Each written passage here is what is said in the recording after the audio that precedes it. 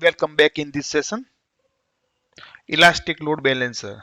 So in this session, we will going to understand how load balancer are going to configure, how to balancing between the multiple instance while it's attached to the load balancer, how to attach the instance to load balancer, and how to check this load balancing actually works or not.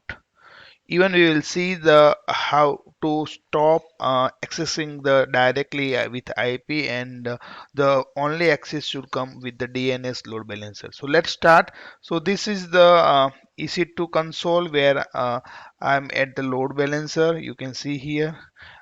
Before load balancer, just we need one instance. So I'm creating one instance over here. So very quick, we create the instance, taking the Amazon AMI.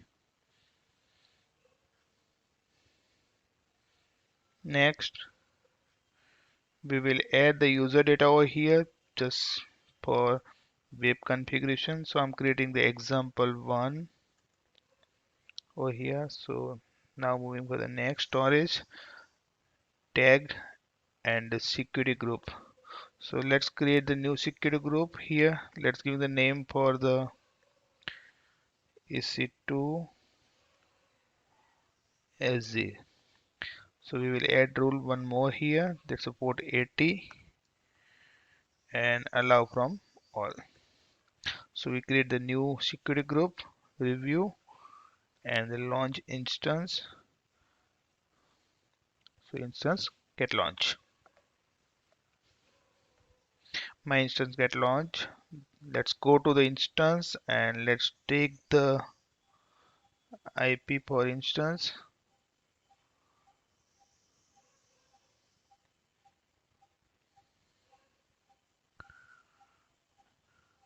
And let's access this IP.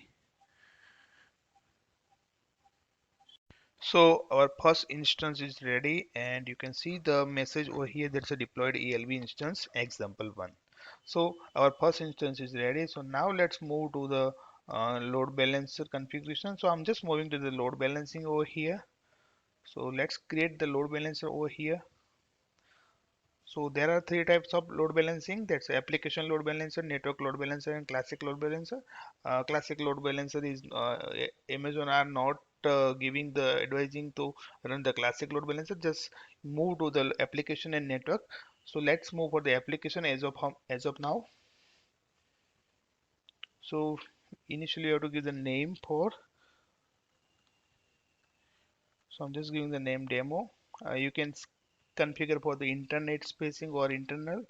So as of now we just taking the internet spacing, so we want to configure from the publicly IP type. So just configure for the IP here, and listener. So our listener port is 80 as our server is running on a 80 port. Choosing the two orbital zone for the orbital zone configuration over here, though just taking the US East 1A and 1B. Moving for next.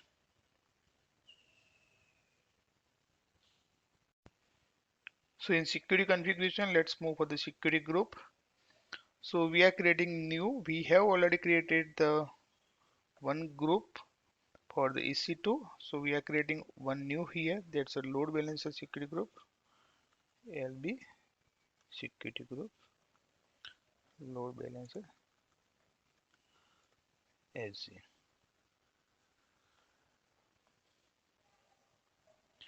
So here we'll give the one more port is 22 for the SSH access. Okay, so our new security group is also ready. Let's move for the routing. So load balance is configured, but where it should be route. So it will take the route for the target group. So target group is not created yet. So we will create the new target group here.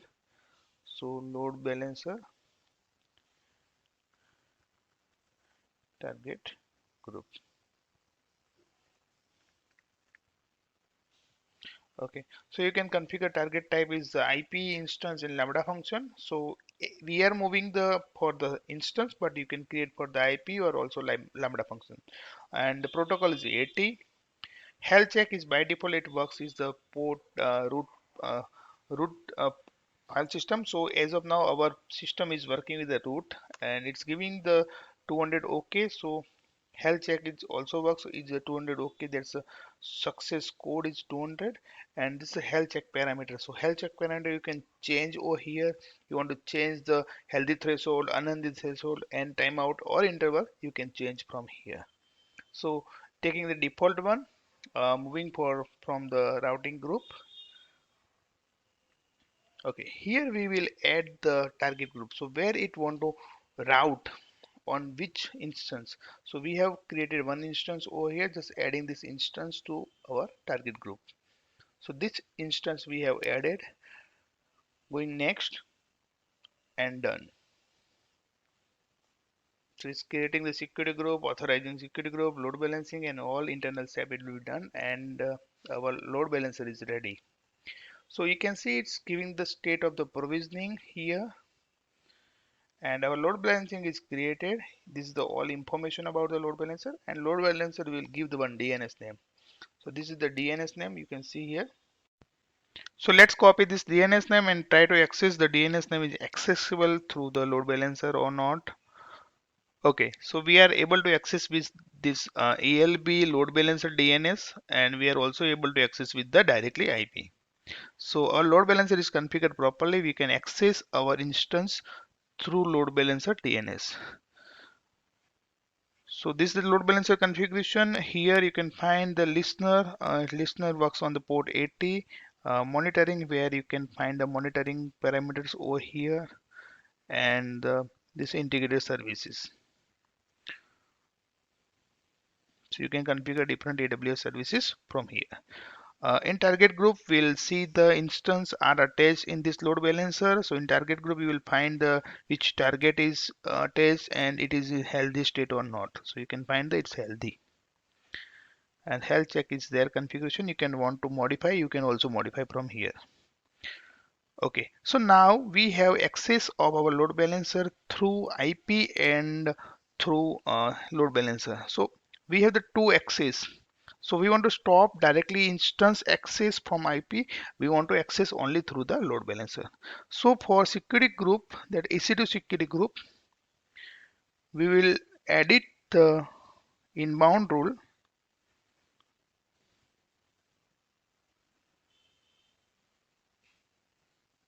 So this is security group for EC2 and here we will add in a port 80 source is security group, so SG load balancer. So port 80 only allow on which access from the load balancer security group. Let's save this one.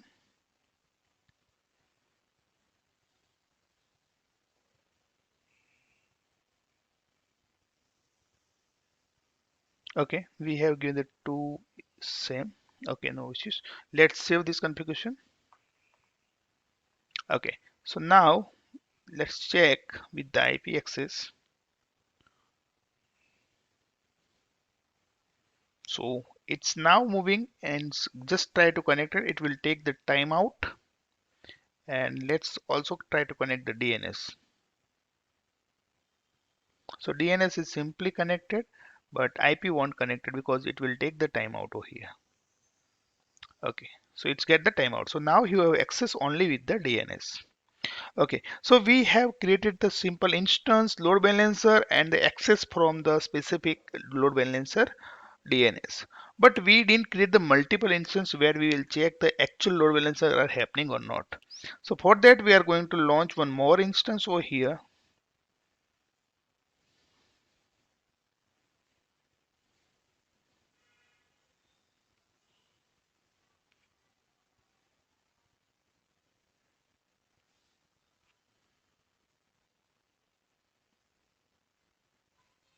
So taking the subnet is 1D and giving the user data from my script. So I'm changing the example 2 just to identify this is second instance.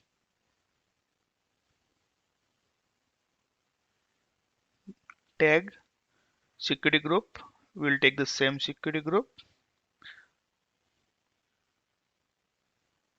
that EC2 security group and launch instance.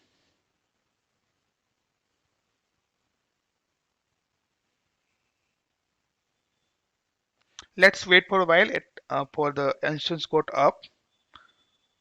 So our instance got up and running. Let's move for the load balancer target group. And in target group, in target setting, we will add here, edit the instance which we didn't add.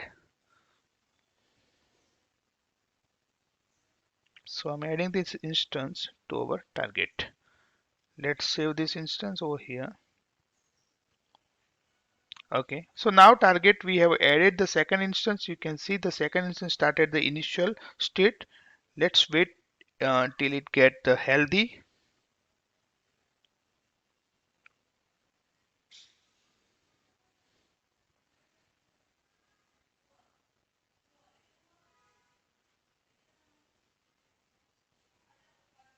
So now both of our instance get healthy state. Let's move for the DNS. So I'm just refreshing this DNS. Okay, now it's moved to the example 2. Let's refresh again. The request comes to the example 1, that's instance 1, example 2 is the instance 2. So now it's actually making the load balancing with the two instance. So the first request served by the first instance and second request served by the second instance.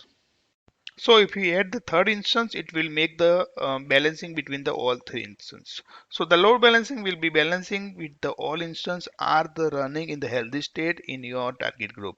So this bit more configuration for the load balancer where you have to configure load balancer, listener and target group, and post that you have to add your instance in your target group.